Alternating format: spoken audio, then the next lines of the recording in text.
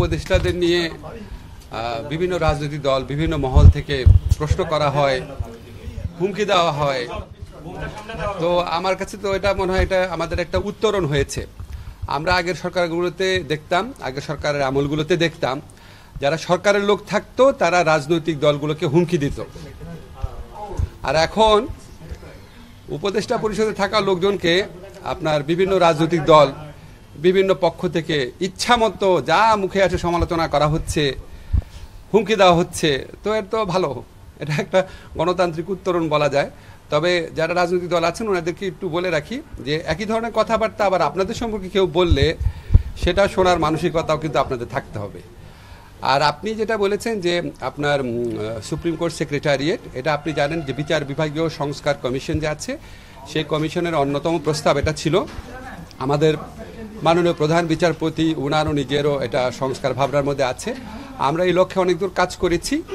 কিছু বিষয়ে এখন কিছু মতভিন্নতা আছে, সেটা নিয়ে আরেকটু আলাপের প্রয়োজন রয়েছে।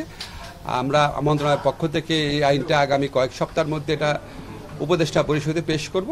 আমাদের উপদেষ্টা পরিষদ যদি মনে করেন তাহলে এটা পাশ করা হবে, এবং আমার ধারণা এই সরকারের আমলে তখন আমরা সুপ্রিম কোর্টে পৃথক সেক্রেটারিয়েট করতে পারবো। শিয়া বাটার ও ভিটামিন ই সমৃদ্ধ লিলি বিউটি সোপ, তারুণ্যময় উজ্জ্বল ত্বকের জন্য। রিমার্ক। আর জুলাই চার্টার সব দল সাইন করবে কিনা, আমার কাছে মনে হয় সমস্ত রাজনৈতিক দল ওনারা যেই নিষ্ঠার সাথে এই পুরা প্রক্রিয়ায় আলোচনায় অংশগ্রহণ করেছেন, তারপর মানে আমি তো ঠিক জানি না ওনারা কি করবেন, কিন্তু আমি বিশ্বাস করি ওনারা এই নিষ্ঠার একটা ধারাবাহিকতা হিসাবে জুলাই চার্টারে সাইন করবেন, কারণ একটা কন্টেন্ট নিয়ে জুলাই চার্টার হচ্ছে। মূল মতভেদ তো বাস্তবায়ন পদ্ধতি নিয়ে, তো সেটা তো আর সাইন করা হচ্ছে না, সাইন করা হচ্ছে কন্টেন্ট, মানে জুলাই চার্টারের বিষয়বস্তু নিয়ে। তো সেখানে আমি আশা করি, আমি বিশ্বাস করি সবাই সাইন করবেন। আর লাস্ট প্রশ্ন করেছে নির্বাচন নিয়ে।